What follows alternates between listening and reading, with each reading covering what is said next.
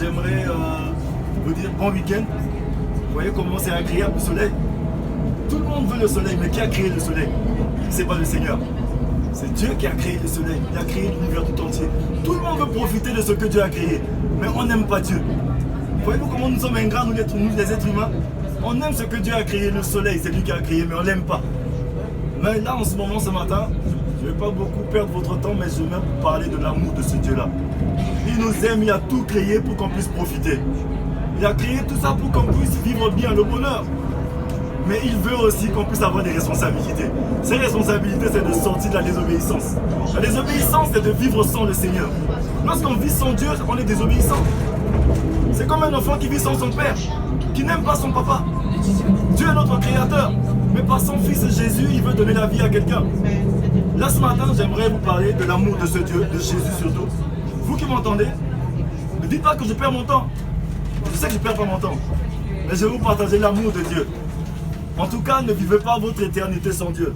Ne vivez pas votre week-end sans Dieu. Pensez à Dieu, il aime qu'on pense à lui.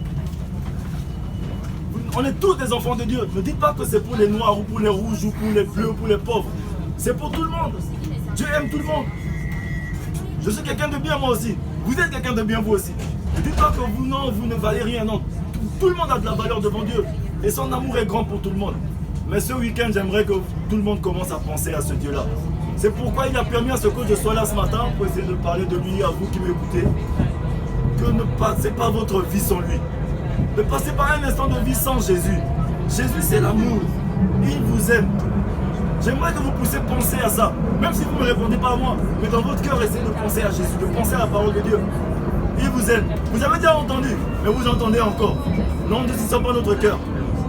Personne ne connaît demain. Personne ne connaît après. On peut mourir tout de suite. Mais si on a encore la vie, on a encore la liberté, c'est parce qu'il veut qu'on puisse penser à lui. Vous qui m'entendez, réjouissez votre cœur avec Jésus. Commencez à regarder du côté de Dieu. Il va vous faire du bien. Il vous aime tous, que vous soyez vieux, que vous soyez grand, que vous soyez petit, que vous soyez fort, que vous n'ayez rien. Mais lui, il vous aime.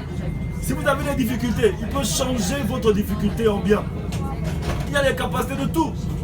Mais ce matin, je vais vous annoncer son amour. Mais il veut que vous reveniez vers lui.